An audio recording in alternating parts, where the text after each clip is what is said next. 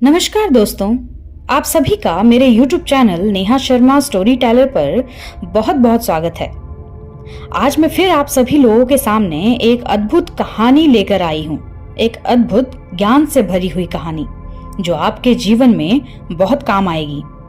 यह कहानी है 3 बौद्ध भिक्षुओं की, आज जिन्हें दुनिया 3 लाफिंग मॉन्क्स के नाम से भी जानती है, क्योंकि ये तीनों भिक्षु मुंह से कभी एक शब्द भी नहीं निकालते थे, ना कोई शिक्षा देते, ना कोई उपदेश देते, बस सिर्फ हंसते ही रहते।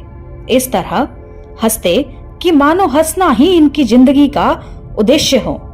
इनकी हंसी में ही इतनी शक्ति थी कि हर कोई इनकी हंसी की तरफ आकर्षित होकर स्वयं ही हंसने लग जाता था। वो बौद्ध भिक्षु जब हंसना शुरू करते तो ऐसे हंसते कि मानो उनके जीवन में आखिरी हंसी हो।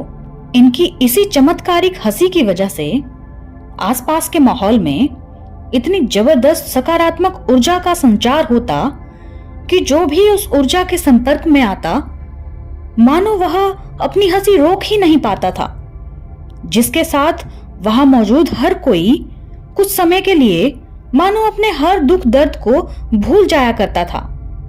इन तीनों महान भिक्षुओं के लिए इनकी हंसी ही इनका तप और साधना थी। एक दिन वे तीनों भिक्षु भ्रमण करते हुए एक गांव के बीचों बीच पहुंचे और वहां खड़े होकर जोर जोर से हंसने लगे।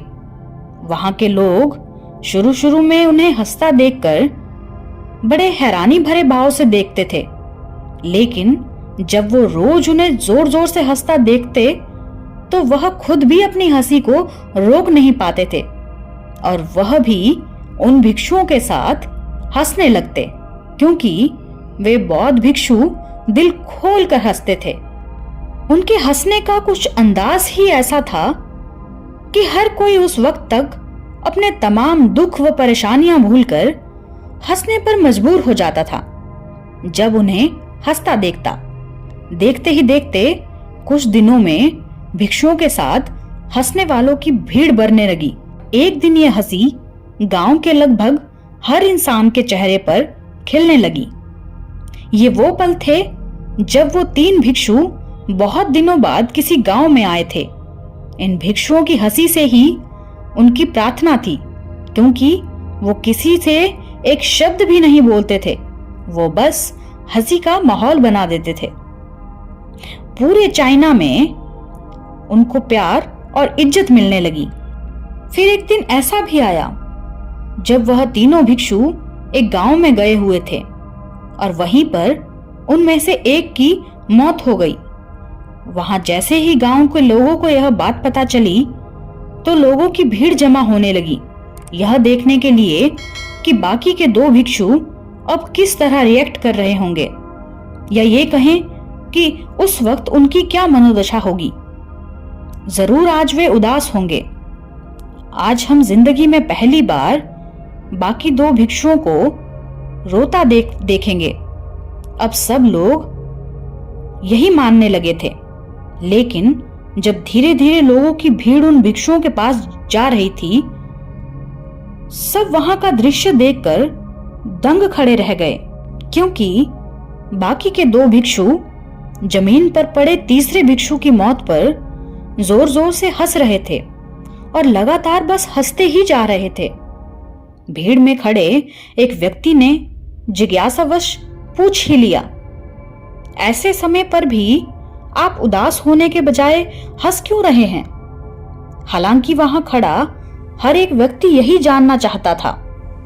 और अब पहला समय आया जब उनमें से एक भिक्षु बोलने लगा और शब्दों में जवाब दिया, हम इसलिए हंस रहे हैं क्योंकि जब हम इस गांव में आ रहे थे तब इस भिक्षु मित्र ने हमसे शर्त लगाई थी कि जरा कौन पहले हंसते हंसते मरेगा।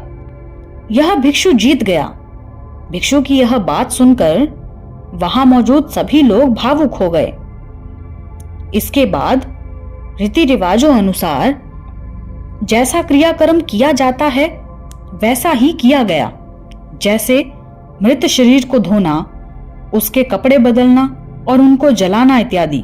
लेकिन जैसे ही कपड़े बदलने की बारी आई तो दोनों भिक्षुओं में से एक भिक्षु ने कहा, इनके कपड़े मत बदलना, क्योंकि मरने से पहले इस भिक्षु ने कहा था, मैंने कभी किसी गंदगी को अपनी हंसी की मदद से अपने अंदर नहीं आने दिया, इसलिए मरणोपरांत मेरे कपड़ों को मत बदलना। इस तरह इस भिक्षु के शरीर को बिना कपड़े बदले जला दिया गया। जब उनकी चिता जलाई गई तब कुछ अजीब सा हुआ। चिता से कुछ पटाखे फटने लगे। देखते ही देखते वहां चारों तरफ चिता से निकलकर खूबसूरत रंग बिरंगी रोशनी सी हुई। वो दृश्य इतना चमत्कारी था कि जिसे देख वहां मौजूद कोई भी व्यक्ति अपनी हंसी नहीं रोक पा रहा था। इस तरह वो भिक्षु मरने के बाद भी लोगों को हंसा गया। बाद में पता लगा कि मरने वाले भिक्षु ने अपने कपड़े में कुछ पटाखे छुपा कर रखे थे। जब वो पटाखे अग्नि के संपर्क में आए तो वहीं पर फटकर रंग बिरंगे रंगों में चारों तरफ फट गए। यह देखकर दोनों भिक्षु ने कहा, मित्र, तुम तो बहुत चालाक और महान निकले। एक बार फिर से तुमने हमें हरा दिया। तुम्हारे द्वारा दी गई यह हंसी दुनिया में सबसे खूबसूरत और आखिरी हंसी के नाम से जानी जाएगी।